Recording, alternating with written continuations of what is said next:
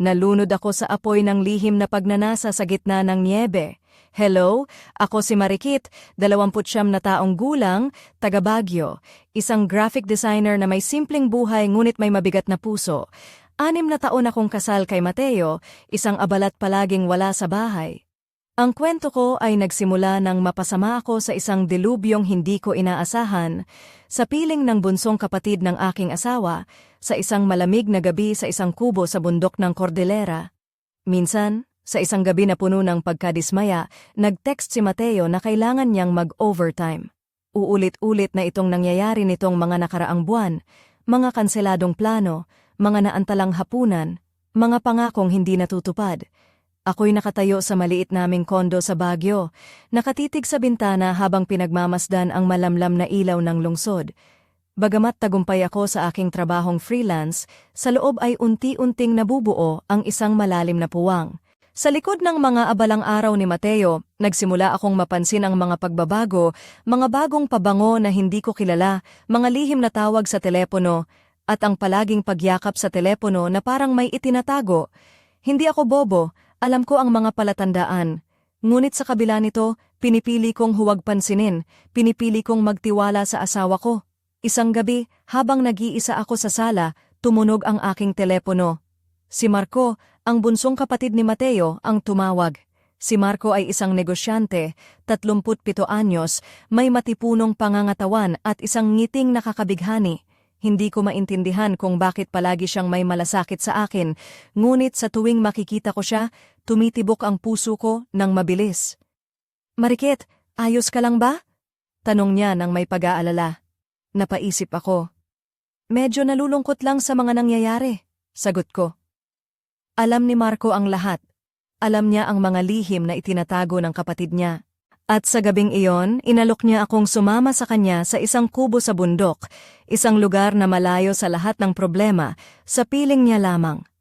Niyaya niya ako para aliwin, para hindi ako mag-isa sa dilim ng aking puso. Tumango ako ng bahagya, alam kong mapanganib ang pagpasok sa mundong iyon. Ngunit sa loob ko'y may apoy na gustong sumiklab. Sabi ni Marco, sasamahan niya ako kinabukasan sa hapon. Nasa akin ang desisyon. Manatili sa lungsod at magdusa o sumubok sa isang lihim na paglalakbay na magbabago ng lahat. At sa gabing iyon, habang umuuwi si Mateo na may amoy ng alak at bagong pabango, nakahiga ako sa kama, nagpa siya ng tuluyang sumuko sa hindi inaasahang pag-ibig na unti-unting sumisiklab sa puso ko. Sa umaga ng araw ng aming pag-alis, nagtapat ako sa salamin sa kwarto. Nakasuot ako ng simpleng itim na turtleneck na may mahabang manggas, beige na mahabang jacket, at itim na botas na umaabot sa tuhod. Sa aking 39 na taong gulang, alam kong hindi na ako bata, pero nananatili akong maayos ang pangangalaga sa sarili. May mga araw na ang puso ko'y tila duwag, ngunit ngayon may kakaibang lakas na sumisiklab sa loob ko, isang pagkasabik na hindi ko maintindihan.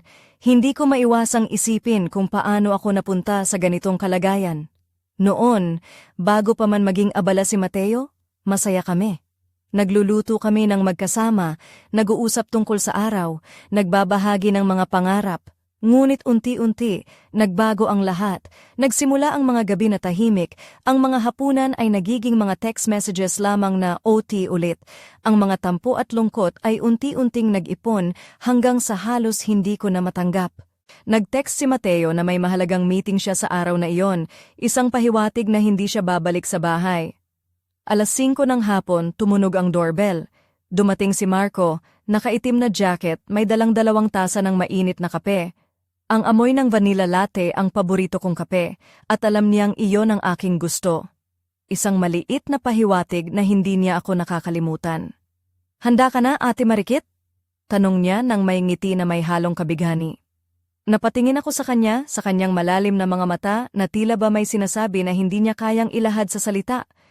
"Oo," sagot ko ng mahinahon, bagamat ang puso ko ay kumakabog ng malakas. Habang naglalakad kami papunta sa kotse, naramdaman ko ang init ng kanyang tingin, isang tingin na puno ng pangunawa at lihim na pagnanasa. Pumasok kami sa kotse, isang itim na SUV na may amoy ng kahoy at lana, amoy ni Marco. Ang malamig na hangin sa labas ay nilalabanan ng init sa loob ng sasakyan at habang kami ay bumabiyahe palabas ng lungsod, ang langit ay nagkulay kahel at pula sa paglubog ng araw. Hindi ko mapigilan na mapaisip, ito na kaya ang simula ng pagbabago? Ang paglalakbay na ito ang magdadala sa akin sa isang bagong mundo? Isang mundo na puno ng pag-asa at panganib? Ang kamay ni Marco ay dahan-dahang humawak sa palansya ng kotse, ang mga ugat sa kanyang kamay ay kitang-kita, matibay at tiwala. Hindi ko mapigilang ilihis ang tingin ko. Marikit, bulong niya, ngayong gabi, maging totoo tayo sa isa't isa. Napatingin ako sa kanya, hindi ko alam kung anong sasabihin. Malapit mo nang malaman. Ang paglalakbay namin ay unti-unting humahadlang sa liwanag ng araw, nilulunok kami ng dilim, habang ang lamig ng niyebe sa bundok ay palapit ng palapit. Ako'y nanginginig, hindi dahil sa takot, kundi dahil sa isang kakaibang pananabik. Ang niyebe ay unti-unting bumabagsak sa labas, malambot at malamig, ngunit sa puso ko, ang apoy ay naglalagablab. Alam kong hindi ito magiging madali, ngunit handa na akong harapin ang lahat, ang mga lihim, ang pagnanasa, at ang bagong simula na naghihintay sa akin. Sa bawat kilometro na nilalampasan namin, ang mundo ay nagiging puti at ang puso ko ay nagiging mas mabigat at mas magaan ng sabay. Ang kwento ko ay nagsisimula na at hindi na ako muling babalik sa dati kong buhay. Ang paglalakbay patungo sa bundok ng Cordillera ay puno ng kakaibang tensyon at hindi maipaliwanag na kilig. Habang tumatagal ang biyahe, naramdaman ko ang pagbabago sa paligid. Nawala na ang ingay ng lungsod, pinalitan ng katahimikan ng kalikasan, at malamig na hangin na sumisipol sa mga bintana ng kotse. Ang mga bundok ay tila nakatindig na bantay, balot sa puting niyebe na unti-unting dumadami. Hindi sinasadyang napatingin ako kay Marco. Nakasuot siya ng simpleng puting t-shirt at maong, ngunit ang kanyang presensya ay parang apoy na hindi maapula. Ang mga kalamnan sa kanyang mga braso ay nakikita sa bawat galaw at ang kanyang mga mata ay may lalim na naglalaman ng maraming hindi nasabi. Hindi ko maiwasang huminga ng malalim at maramdaman ang init ng kanyang pagtingin sa akin. Marikit, bigla niyang sinabi habang pinapagitnaan ng kanyang mga daliri ang kanyang buhok. Alam kong mahirap ang pinagdadaanan mo, pero nandito ako para sa'yo. Hindi mo kailangang mag-isa. Ang kanyang mga salita ay tila mahika na pumuno ng init ang puso ko. Habang papalapit kami sa aming patutunguhan, napansin ko ang bawat detalye ng paligid, ang mga punong pine na nakabalot ng niyebe, ang malalawak na parang na tila walang hangganan, at ang malalim na asul ng langit na unti-unting nagdidilim. Sa kabila ng malamig na panahon, naramdaman ko ang init ng pag-asa na sumisiklab sa loob ko.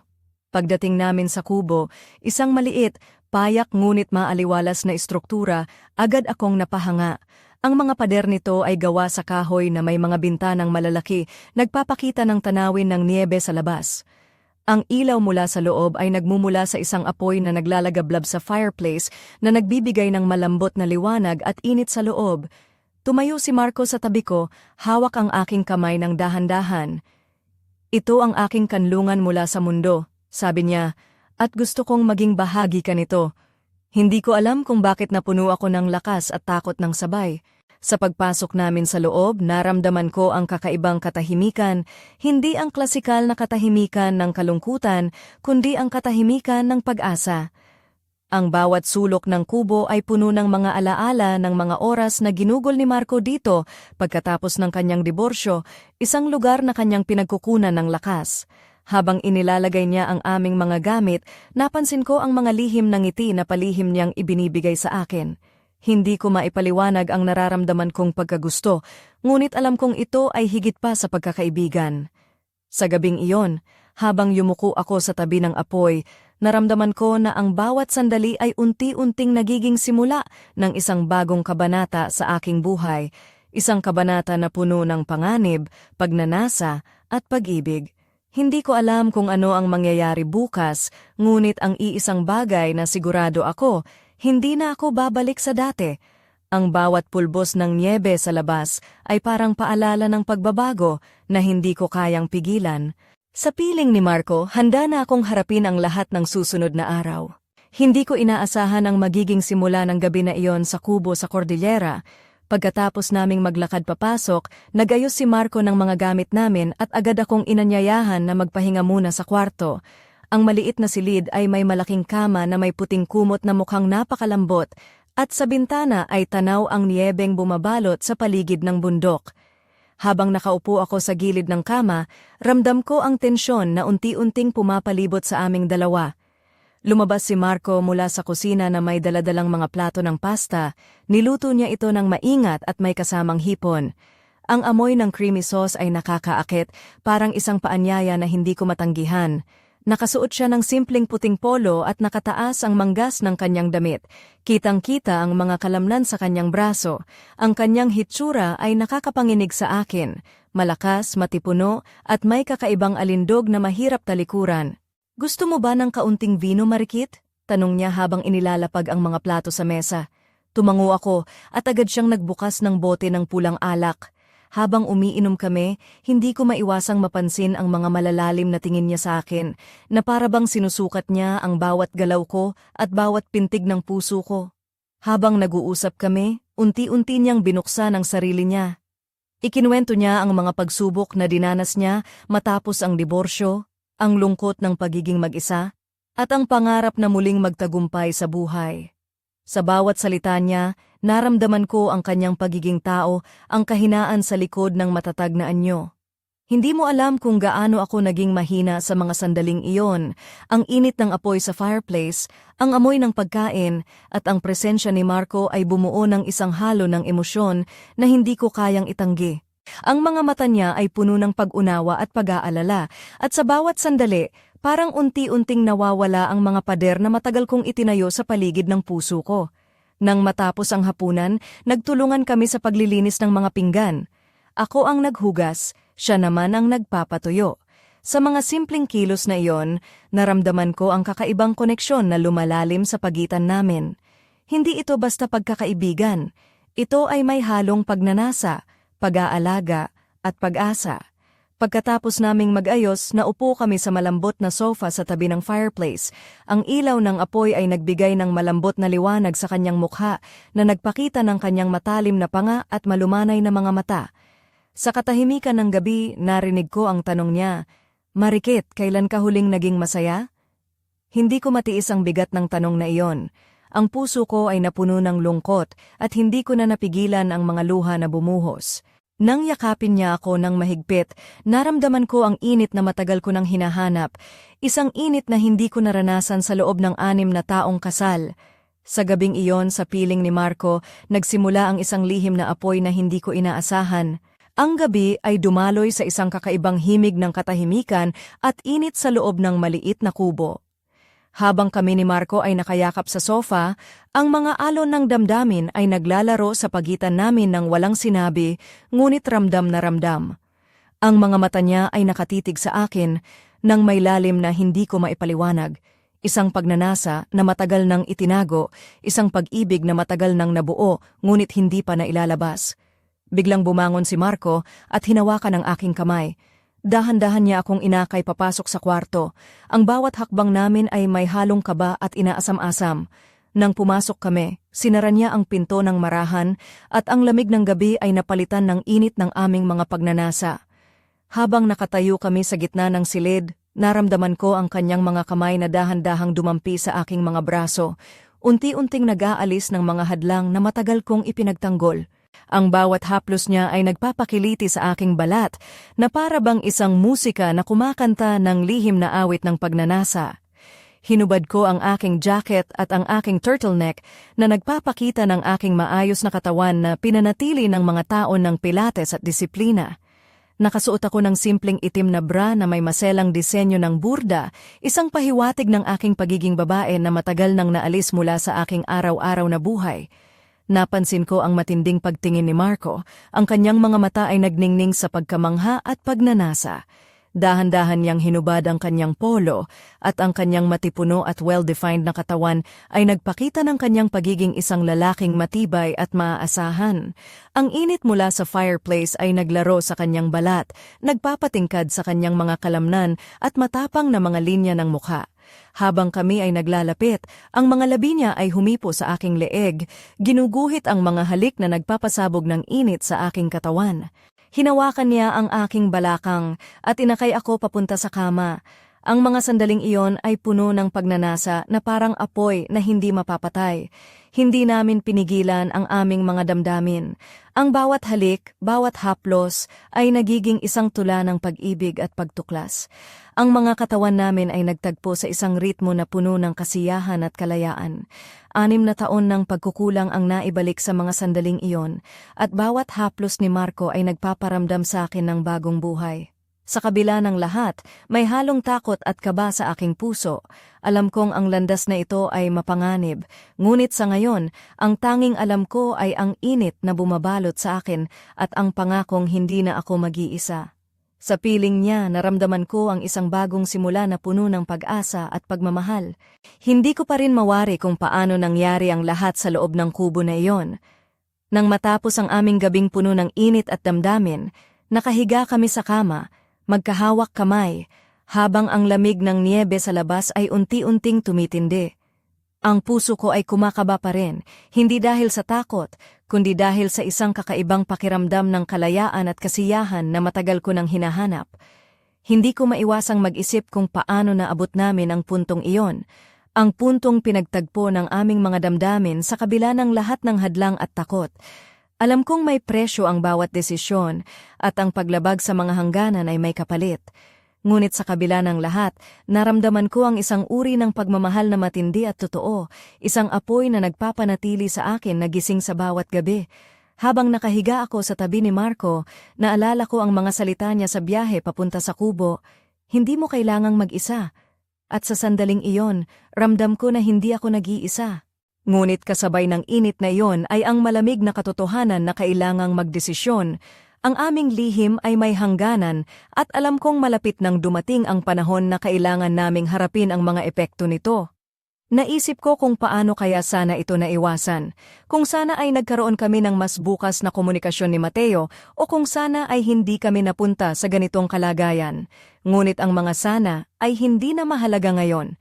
Ang mahalaga ay kung paano namin haharapin ang susunod na mga araw.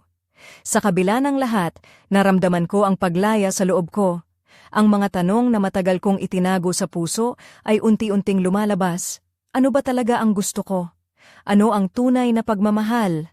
At higit sa lahat, handa ba akong baguhin ang aking buhay upang makamit ang kaligayahan? Habang nakatingin ako sa kisame, naramdaman ko ang malamig na hangin mula sa bintana, ngunit hindi na ako nanginginig. Ang apoy ng pag-asa ay mas matindi kaysa sa lamig ng gabi. Ngunit ang tanong ay nananatili, ano ang magiging kapalaran namin ni Marco sa mga darating na araw? At paano kami haharap sa mundo na naghihintay sa amin sa labas ng kubo? Hindi ko alam kung saan dadalhin ng landas na ito ang aking puso, ngunit isang bagay ang sigurado, hindi na ako magiging ganoon ulit. Ang gabi ng lihim na pagnanasa ay nagturo sa akin na ang tunay na pag-ibig ay hindi laging madali, ngunit ito ay karapat-dapat labanan. At sa puso ko, alam ko na ang simula ay nagsimula na. Sa ikalawang araw namin sa kubo, isang hindi inaasahang balita ang bumalot sa amin.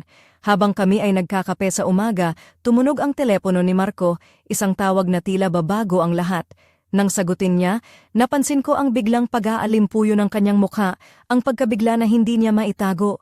Pumikit siya ng ilang segundo, at nang ibaba ang telepono, tahimik siyang ngumiti ngunit may tinatagong lungkot sa likod ng kanyang mga mata. May problema sa opisina. Mahinang sabi niya, may nangyaring hindi inaasahan sa negosyo. Hindi ko maintindihan ang buong detalye, ngunit ramdam ko ang bigat ng mga salitang iyon. Para kay Marco, ang kanyang kumpanya ay hindi lamang isang negosyo, ito ay bahagi ng kanyang pagkatao, ng kanyang pangarap, at ang banta na ito ay parang unos na maaaring sumira sa lahat ng kanyang pinaghirapan. Habang tinatalakay niya ito sa akin, napansin ko ang pagbabago sa kanyang kilos. Ang dating matibay na tao ay nagiging alanganin, puno ng pangamba. Ang kanyang mga mata ay naglilihim ng isang lihim na di ko maintindihan. Ngunit sa kabila ng lahat ng iyon, naramdaman ko ang kanyang pagkalinga sa akin, ang pagnanais niyang protektahan ako mula sa mga problema niya. Sa gabing iyon, habang naglalakad kami sa paligid ng kubo, napansin ko ang kanyang katahimikan. Hindi na namin pinag-usapan ang mga problema sa negosyo, ngunit ang bigat ng sitwasyon ay nagdulot ng kakaibang tensyon sa pagitan namin.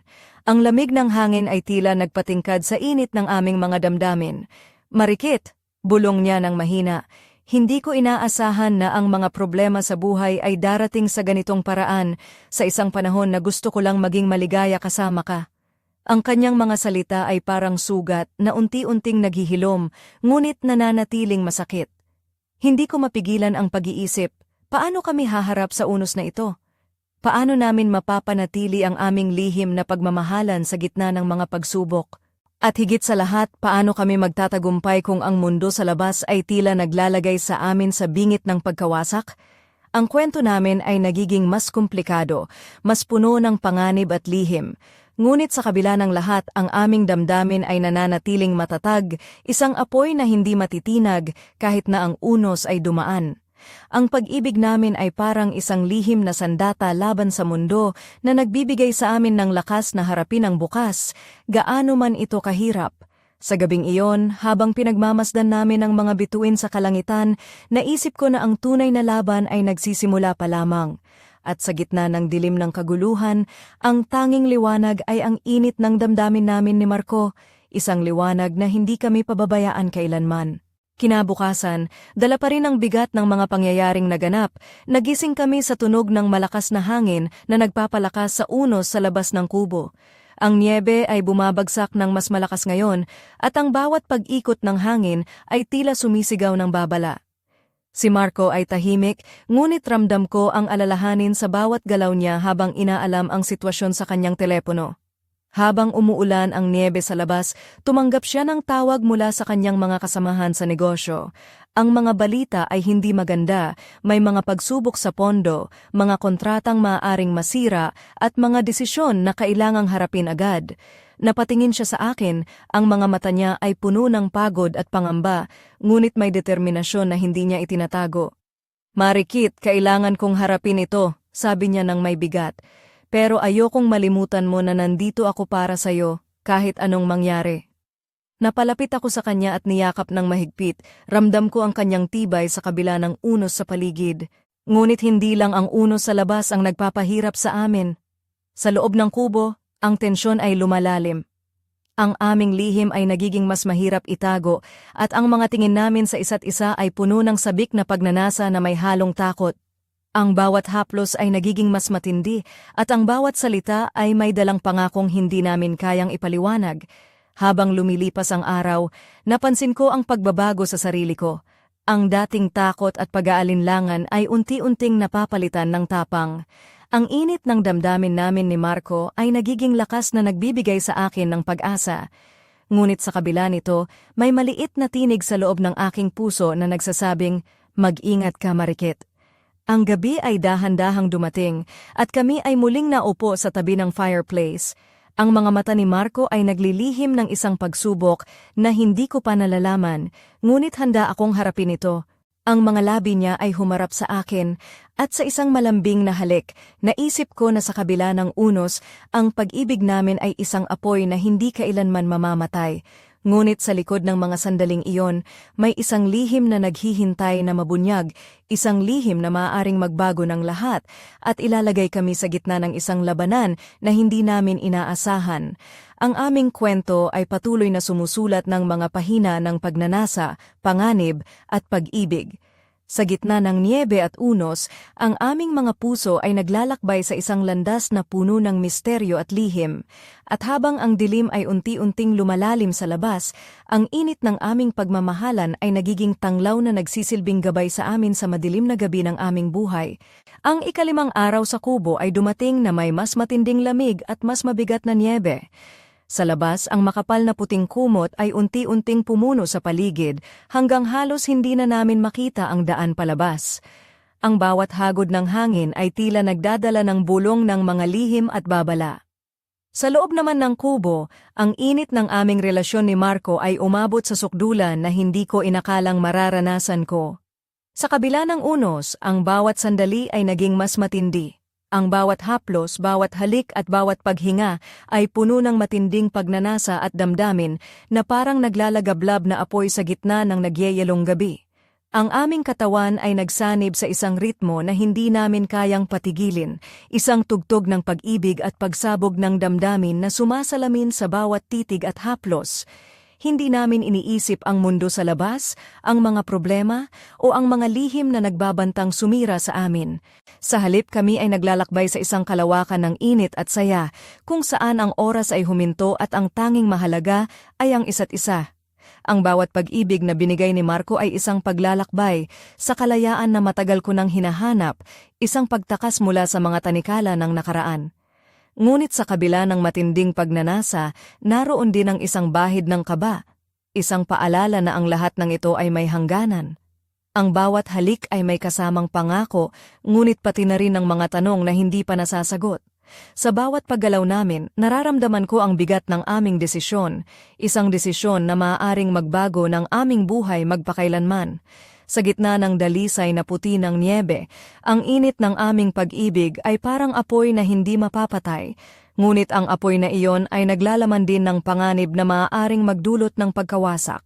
Ang aming mga puso ay naglalakbay sa isang landas na puno ng kasiyahan at takot, pag-ibig at lihim, at ang bawat sandali ay nagiging isang bahagi ng isang kwentong hindi namin inaasahan.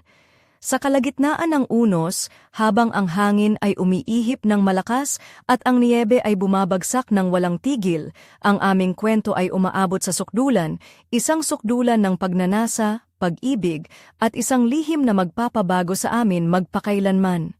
Ngunit ang tanong ay nananatili, kaya ba naming harapin ang bukas na puno ng hindi inaasahang mga pagsubok? Ang huling gabi sa kubo ay dumating na parang isang huling eksena sa isang pelikula na punong-puno ng damdamin at misteryo.